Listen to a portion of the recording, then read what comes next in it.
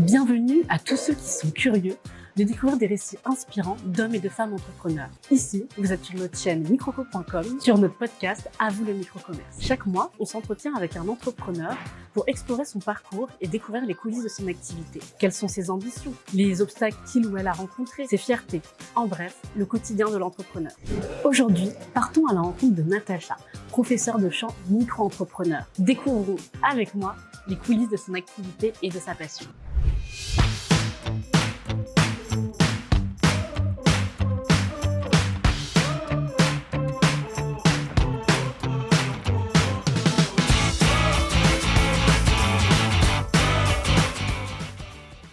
Bonjour Natacha. Bonjour Samy. Bienvenue dans notre podcast À vous le micro-commerce. Merci de m'avoir invitée. Avec grand plaisir. Est-ce que tu pourrais nous parler un peu de ton parcours depuis le conservatoire jusqu'à maintenant, en fait, ce que tu proposes, ce que tu fais là actuellement, et qu'est-ce qu'est ton métier finalement?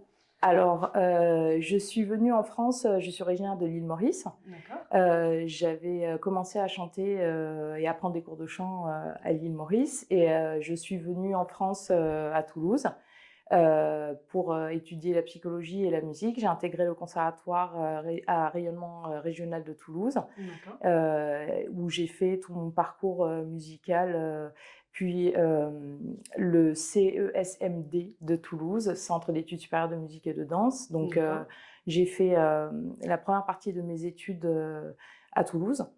Et en parallèle, j'ai passé des concours internationaux pour les chanteurs solistes, en fait, concours de chant, dans différents endroits. Et donc, ça m'a permis de mettre un pied dans l'étrier du monde professionnel.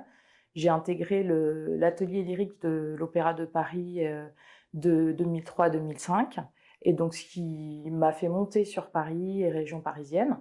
Donc, j'ai d'abord eu un parcours de chanteuse soliste, lyrique. Avant, je chantais surtout des musiques actuelles où je m'époumonais à essayer d'imiter Whitney Houston, Mariah Carey, voilà. Donc, j'avais commencé avec les musiques actuelles et je me suis orientée vers le chant classique, donc en tant que chanteuse-interprète au départ.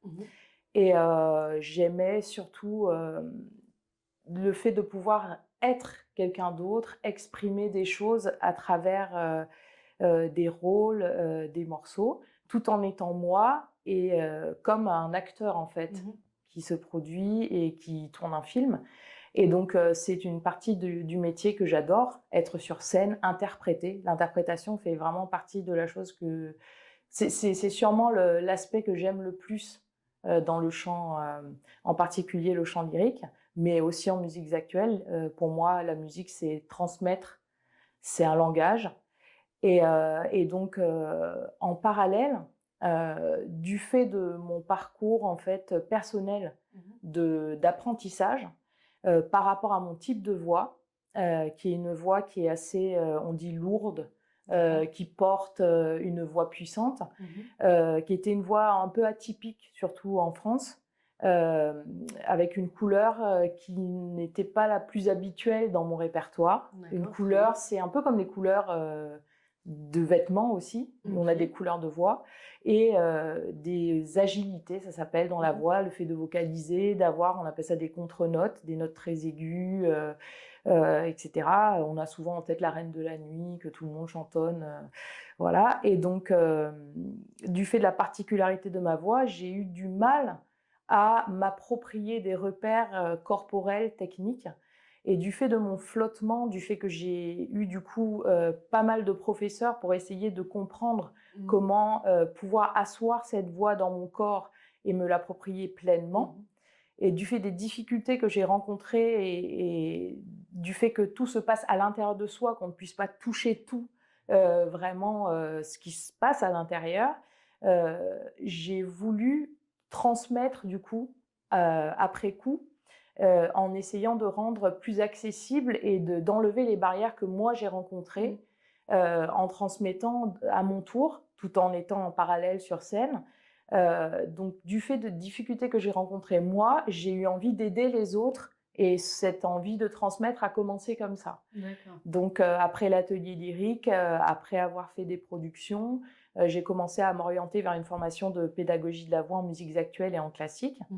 Et donc, à ce moment-là, je me suis sentie l'autorisation d'enseigner, de transmettre, parce que j'avais eu les outils pédagogiques pour transmettre. Et donc, en utilisant mon propre parcours en tant que chanteuse, plus les outils pédagogiques, je suis passée à l'enseignement. Et à ce moment-là, j'ai enseigné à domicile, en cours particulier chez des gens, via plusieurs plateformes de chant. Et j'ai intégré un poste de professeur de chant dans un conservatoire. Et maintenant, je suis en parallèle chanteuse lyrique et professeure de chant en musiques actuelles et en chant lyrique au conservatoire. Et j'ai créé ma micro-entreprise en juin de cette année pour aller au domicile des gens pour leur donner des cours de chant. Très bien. En fait, ce qui t'a donné l'envie de transmettre, c'est finalement les difficultés que tu as pu engendrer sur ton parcours et tu t'es dit, en fait, j'ai envie que d'autres personnes comme moi puissent s'épanouir. Tu as développé une vraie pédagogie derrière pour qu'ils aient envie de s'épanouir aussi comme toi tu l'as fait. Donc, c'est hyper honorable. Donc, tu t'es pas arrêté à juste toi ce que tu as gagné. Tu t'es dit, moi aussi, j'ai envie de pouvoir faire rayonner toutes les autres personnes, donc c'est une belle initiative en tout cas. C'est gentil. Et du coup, là tu me disais qu'en juin, tu as ouvert ton auto-entreprise. Oui. Est-ce que c'était la seule option? Enfin, pourquoi vraiment entrepreneur? Est-ce que c'était vraiment ce que tu avais envie? Est-ce que c'est quelque chose auquel tu aspirais ou pas forcément? Alors, je me posais la question depuis 2-3 ans déjà. D'accord. Je cherchais un moyen différent de celui que j'ai au conservatoire de transmettre. Quand on est dans un conservatoire, il y a quand même une structure, il y a une façon d'enseigner qui est propre aussi aux structures d'enseignement type conservatoire. Donc, il y a un cadre pédagogique assez spécifique. Il y a des cursus, etc.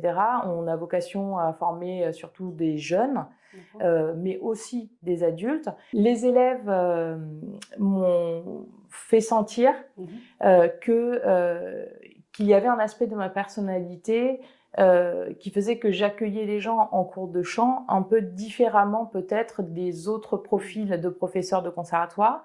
Et donc, ça a fait son chemin dans ma tête et je me suis rendu compte que j'avais envie de pouvoir accueillir les gens et amener les gens sur leur parcours personnel, aussi en parallèle d'une autre façon plus personnelle peut-être que celle que j'ai au conservatoire. Et donc, par la micro-entreprise, mon but c'était de transmettre d'une autre façon, j'allais dire plus humaine, c'est toujours humain de transmettre, mais plus personnel, c'est-à-dire de pouvoir passer par des outils qui font qu'on transmet la musique et aussi surtout la sensation corporelle du chanteur par le biais de tu sens une énergie qui circule de cette façon-là. Donc il y a des gens qui sont par exemple axés sur les chakras. Il y a des gens qui vont me parler de chakras en cours de chant. Alors, je ne suis pas du tout professeur dans ce domaine-là, mais je retranscris d'une autre façon certaines choses que les gens ressentent ou certains besoins qu'ils ont pour qu'ils s'approprient la technique vocale et qui est un mot peut-être un peu barbare, mais c'est apprendre à utiliser sa voix et se l'approprier. Et donc, c'est pour pouvoir avoir une approche vraiment propre à chaque individu et que ça soit un parcours vraiment spécifique à chacun que je suis allée vers la micro-entreprise pour transmettre encore autrement. Et puis me déplacer chez des gens, aller à leur domicile, c'est aussi autrement transmettre d'une autre façon que quand eux viennent dans un cadre d'enseignement, une structure. Ouais, c'est vrai. Et je sais pas, je dis ça comme ça, mais j'ai l'impression que tes études de psychologie, elles t'aident un peu, non, dans ce que tu fais actuellement? Complètement. De toute façon, le rapport à l'humain fait qu'on a une sensibilité par rapport au fonctionnement de chacun. On ne peut pas, enfin personnellement, je ne peux pas plaquer mon enseignement sur tous les élèves en me disant tous les élèves qui sont dans ce cycle-là vont devoir faire ça, ça, ça. Il y a effectivement il y a des exigences, par exemple dans un cycle de conservatoire, etc. Mais j'ai toujours besoin personnellement, moi, de sentir ce que la personne veut, ce vers quoi elle voudrait aller, pour la faire évoluer, que ça soit au sein du conservatoire dans un cadre de cycle ou que ça soit en micro-entreprise. Effectivement, le rapport humain fait qu'on a besoin de sentir comment communiquer et personnellement de sentir comment la personne fonctionne.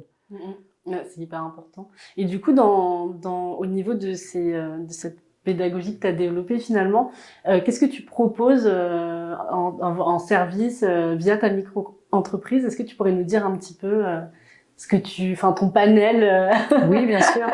Alors, j'ai essayé de faire un service à la carte, c'est-à-dire que je me déplace au domicile des élèves. Et donc, on détermine ensemble quel est le besoin de l'élève. Donc, soit l'élève choisit un cours à l'unité. Donc, on se met d'accord, on fait un cours, on évalue la durée du cours déjà. Donc, qui peut aller de 30 minutes, 45 minutes à 1 heure. Ça peut être plus long, ça peut être jusqu'à 2 heures, 1h30, 2 heures. Mais la plupart du temps, les gens prennent des cours de 45 minutes à 1 heure. Alors, soit ils se disent, la liberté aussi qu'ils ont au niveau de la micro-entreprise, c'est que dans un conservatoire, c'est un cours toutes les semaines, toujours le même jour, toujours à la même heure. Voilà, ça c'est la différence.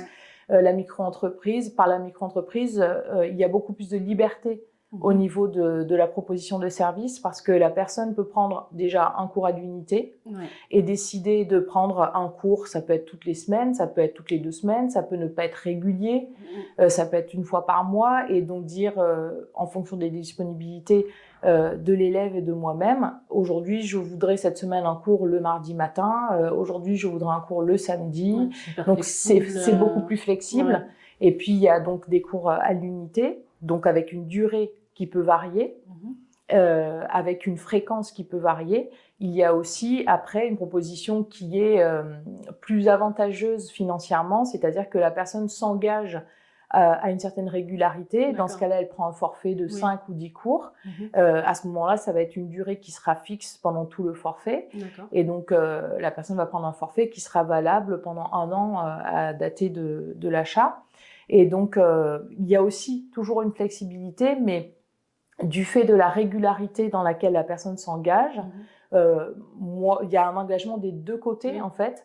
Il s'engage à une régularité, ça lui offre aussi un tarif qui est beaucoup plus avantageux. Il y a des réductions de 10%, 10 euros, ça dépend de la durée de l'accompagnement, du cours, de la taille du forfait, si c'est 5 ou 10 cours. En fait, plus la personne va s'engager sur une plus grande régularité, et plus je vais la récompenser en disant tu t'engages à une certaine régularité, donc je te fais une réduction. Donc le but c'est que outre une offre financière, ça soit aussi un encouragement, et plus la personne va avoir de la régularité dans son apprentissage, plus elle sera récompensée aussi dans le résultat. Parce que dans le chant, ça passe par le corps. Et donc, je dis toujours, le chant, c'est du stretching intérieur. Donc, je dis toujours, on est en train de faire du stretching, on est toujours en train de faire du sport en chant. Et c'est vrai que quand on sort d'un cours de chant avec moi, on me dit souvent, au début, quand on commence à utiliser les muscles auxquels on n'est pas habitué, je suis fatiguée, on dirait que j'ai fait du sport, etc. Parce que ça demande un certain engagement corporel, physique. Déjà d'apprendre à savoir comment ça fonctionne à l'intérieur du corps. Et donc, ça aussi, c'était quelque chose qui me tenait vraiment à cœur, parce qu'en chant, on m'a souvent expliqué les choses par simplement des images. Alors, on va me dire, tu imagines que tu es en train de dessiner un trait et tu vas chanter comme ça. Alors, ou tu vas imaginer une balle de ping-pong sur un jet d'eau. Et moi, j'étais toujours comme ça. Alors, il y a une partie abstrait, voilà. Donc, ça se passe à l'intérieur, dans le corps. On est obligé de passer par une abstraction, quelque chose d'abstrait, mais j'avais besoin d'avoir quelque chose de concret aussi pour pouvoir sentir ce qui se passe. Et ça, c'est aussi une particularité que j'ai dans l'enseignement, c'est que, en principe, quand quelqu'un fait quelque chose, il y a une sensation assez particulière, c'est que je sens directement ce que la personne fait. Alors, ça peut paraître très bizarre, Mais je vais dire à la personne, là, tu es en train de faire ça, tu es en train de faire ça, là, tu as ressenti ça. Et souvent, les élèves me regardent et ils me disent, mais comment tu sais ça? Et en fait, en les entendant, je sens ce qu'ils font dans leur corps. Donc, je leur permets de comprendre, bon, ben, tu as fait ça, ça c'est bien, tu peux faire un peu plus ça, d'expliquer comment décortiquer les choses. Et donc, cette forme de sensibilité-là m'aide beaucoup dans la transmission. Mais j'ai besoin justement de faire un lien entre le concret et l'abstrait. Et donc voilà. Mais ça aide aussi pas mal de tes élèves, j'imagine, qui eux sont aussi comme toi et qui se disent, bah en fait, mes professeurs, ils m'ont dit, comme tu as dit, la balle de ping-pong, et moi, en fait, j'arrive pas à l'adapter à moi. Donc c'est bien d'avoir un peu ces deux alliés, on va dire, pour t'aider dans ta pédagogie finalement. Complètement. Est-ce que tu pourrais partager avec nous, je sais pas, un fait marquant, un élément qui t'a marqué pendant ta carrière, quelque chose que tu aimerais partager avec nous? Peut-être sous forme d'anecdote si c'est possible. Alors, il y a beaucoup de choses qui m'ont marqué. Plusieurs. Hein. Mais, alors ça, c'est plus en tant que chanteuse lyrique. Ouais. Mon grand-père m'avait amenée au chant lyrique. Et il m'avait expliqué que ma mère s'était mariée sur les trompettes d'Aïda. Et un jour, quand on est chanteuse lyrique soliste, on doit sans arrêt aller passer des auditions, on doit beaucoup voyager, aller dans des théâtres, aller passer des auditions où il y a des centaines de gens qui font la queue pour le même rôle, c'est fatigant. On est sans arrêt en train de se vendre, et c'est vrai que c'est un aspect que j'aime moins, le côté se vendre. Et pour moi, c'est un côté très humain. Donc, vendre comme si on était un produit, je trouve ça un peu bizarre. À un moment donné, j'ai décidé d'aller passer une audition vraiment en touriste. Et pour Aïda, justement, dont mon grand-père me parlait tout le temps, il en parlait comme si c'était quelque chose d'intouchable. Ouais. Et donc, j'y suis allée vraiment tranquille, en touriste. Et quand j'ai passé l'audition, mais j'étais vraiment très cool, on me demandait quelque chose, je me mettais à genoux, je jouais, je faisais plein de choses comme ça parce que j'étais très très à l'aise et que je pensais vraiment pas en fait pouvoir avoir le rôle. Et après, on m'a appelée en me disant que je l'avais et ça m'avait beaucoup marqué du fait de cette anecdote par rapport au mariage de mes parents. Et donc, c'est un rôle qui m'a beaucoup touchée dans ma carrière, où c'était le plus gros rôle en premier rôle que j'ai fait en tant que dans ce registre-là. Le tout premier rôle que j'ai fait aussi dans ma carrière m'avait beaucoup marqué parce que pareil, j'étais allée en touriste et en fait en gros faut y aller en touriste à chaque fois. En détente. Voilà, et j'avais 19 ans, j'avais auditionné à l'Opéra de Montpellier et on m'avait demandé de rester, de revenir pour revoir le metteur en scène après, etc. Et après quand le chef d'orchestre m'avait appelé pour me dire que j'étais prise. Et je croyais que c'était une copine qui m'appelait pour me faire une blague. Et je suis là, oui, tout à fait. Et donc, il m'a dit, mais vous n'êtes pas contente? Et je dis, ah, mais c'est vraiment vous. Ah! Et je me suis mise à hurler au téléphone quand j'ai compris que ce n'était pas une blague. Oui. Donc voilà, c'était des petites choses comme ça qui m'ont marqué. Ou de travailler avec des metteurs en scène. Par exemple, j'ai eu l'occasion de travailler en faisant une doublure et un petit rôle en plus dans le premier opéra qu'a mis en scène Michael Haneke, et ça qui est un cinéaste qui fait des films assez particuliers. D'accord. Et ça m'avait beaucoup marqué parce qu'il avait une approche très différente des autres metteurs en scène. Il filmait tout et puis il demandait de venir voir, il travaillait tout au détail, comme s'il travaillait avec des acteurs. Ça m'avait beaucoup marqué aussi. Enfin, il y avait plein de choses comme ça, des rencontres en fait humaines et artistiques qui étaient assez marquantes. Et ça fait combien de temps, enfin, en années que tu as cette carrière? Parce que je ne t'ai pas demandé. Alors, est-ce que tu sais? C'est une bonne question, ça. J'ai commencé à faire de la scène, j'avais à peu près 15 ans au conservatoire à l'île Maurice. C'était plus là des comédies musicales américaines, des choses comme ça. Des concerts, mais ce n'était pas en milieu professionnel, c'était en tant qu'apprenant, en tant qu'élève. Et j'ai commencé à être sur scène en parallèle de mon parcours au Conservatoire de Toulouse, où j'ai commencé à faire des concerts dans des bars-restaurants, sur scène. Donc c'est à peu près depuis 98 que je suis en production de façon professionnelle. Ça fait quand même un petit moment là. Oui, Une belle alors carrière quand même. On sait qu'on vieillit quand on réfléchit, on dit ça fait pas longtemps et puis on dit ça fait 20 ans. Non, mais c'est que des belles choses qui se sont passées pendant ces 20 ans. Donc. Et sur un aspect un peu plus entrepreneurial, oui. Est-ce que tu as rencontré des défis quand tu as ouvert ta structure Complètement. Je sais pas, en administratif ou quoi, est-ce que tu as rencontré des choses qui t'ont dit « Ah ouais, c'est pas si facile que ça finalement ». Oui, tout à fait. Le statut de micro-entrepreneur facilite les démarches pour créer une entreprise, mais on est quand même face à des index, des mots, des termes administratifs qui personnellement me paraissaient complètement étrangers. Rien que pour créer sa micro-entreprise, savoir dans quel domaine spécifiquement s'inscrire, notamment les cours de chant, c'est assez particulier. Donc déjà savoir la bonne catégorie, c'était pas si évident que ça finalement, alors que pour moi ça me paraissait tout bête, cours à domicile, etc. Et donc il y a des spécificités comme ça dans les choses administratives, même si c'est vraiment facilité. De déclarer ses chiffres d'affaires, etc.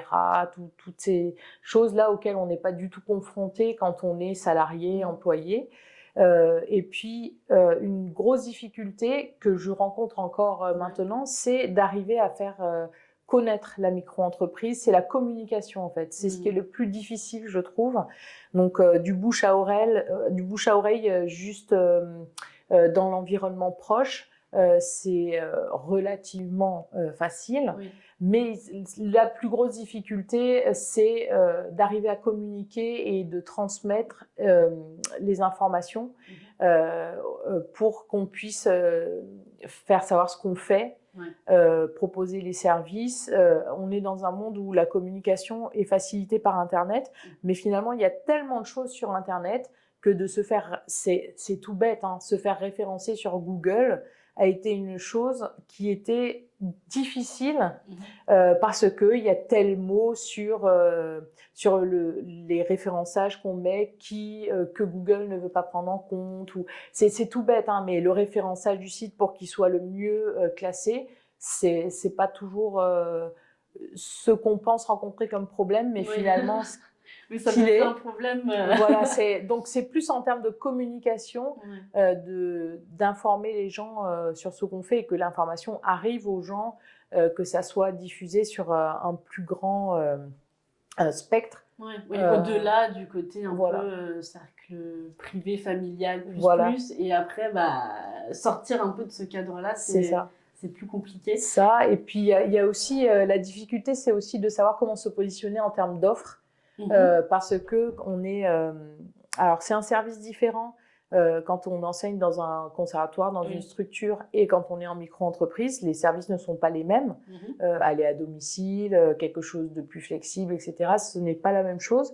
Mais il faut savoir que quand on est dans une structure comme un conservatoire, il y a des subventions, par exemple, donc les tarifs ne sont pas les mêmes. Donc savoir comment se positionner, ne serait-ce que d'un point de vue tarif, quel sera le tarif qui sera attractif, quel sera le tarif qui sera attractif mais qui me permettra de pouvoir exister et de continuer en tant que micro-entreprise, d'être viable.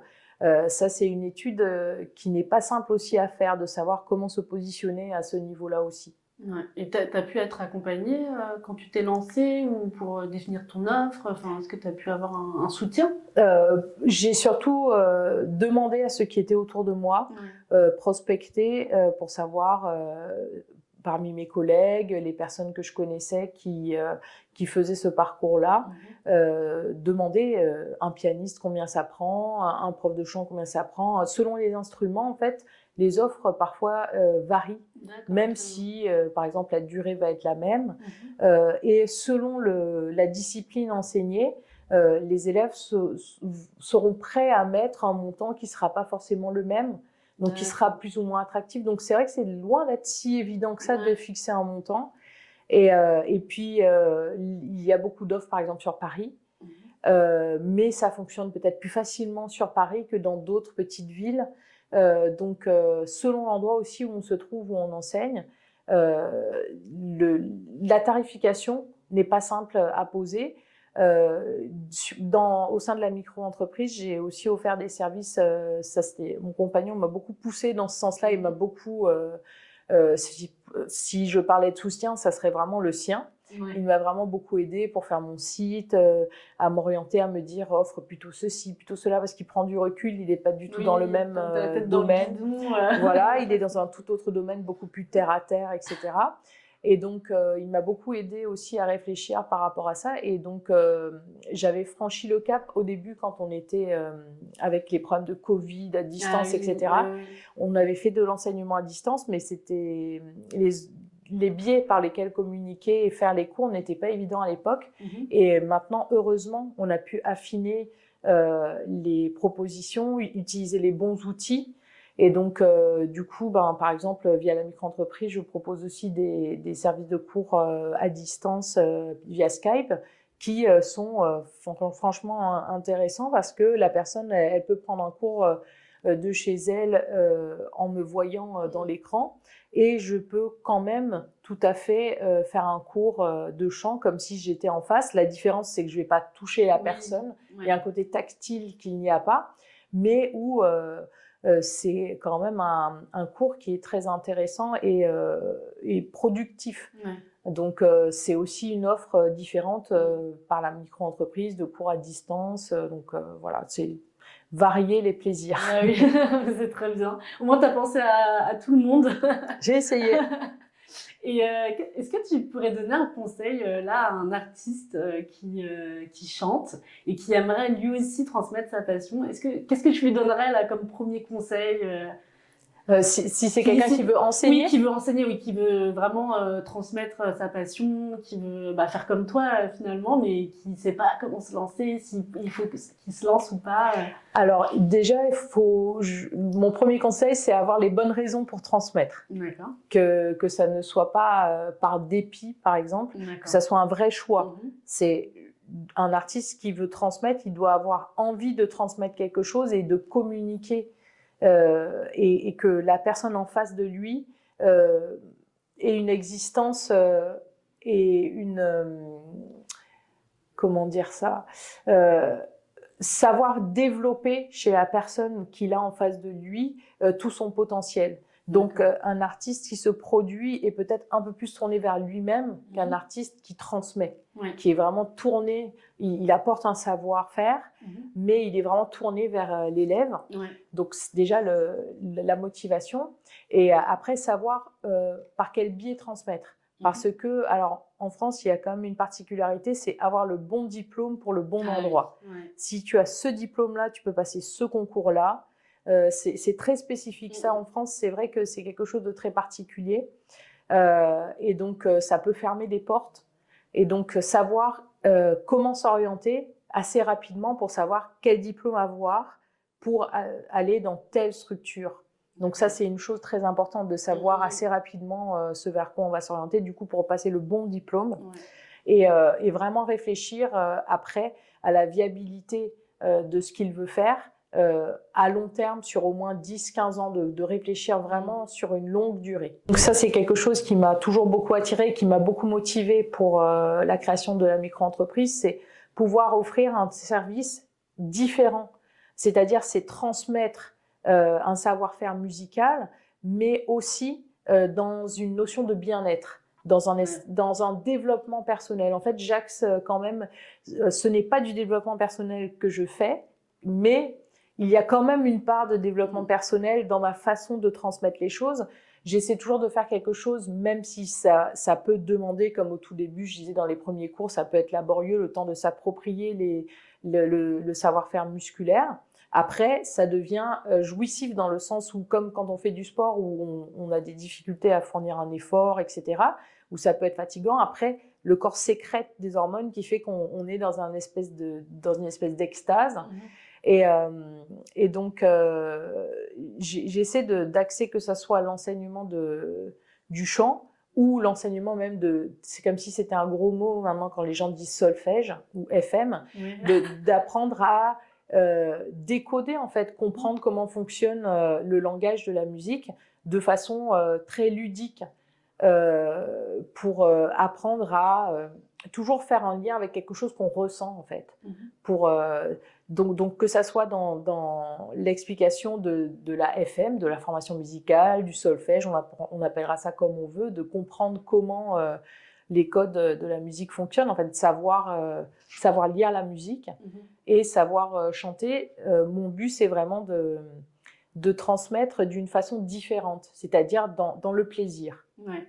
Voilà. Franchement, tout le long de cet enregistrement, j'ai vraiment ressenti ta passion, l'envie de transmettre et vraiment autrement, à ta manière, avec finalement ton être, ce que toi tu peux inspirer et ce qui t'anime finalement au quotidien. Donc je te remercie de nous avoir transmis tout ça aujourd'hui. Avec plaisir. Et j'espère que nos auditeurs aussi le recevront en écoutant ce podcast et en le regardant. Et puis, je te souhaite une belle continuation pour la suite. Merci beaucoup. Et on se dit à bientôt et à bientôt sur ton site aussi. Avec plaisir. Voilà, à très bientôt. Au revoir. Si le podcast vous a plu et vous a inspiré, on vous invite à liker la vidéo et à nous suivre, car c'est le meilleur moyen de nous soutenir.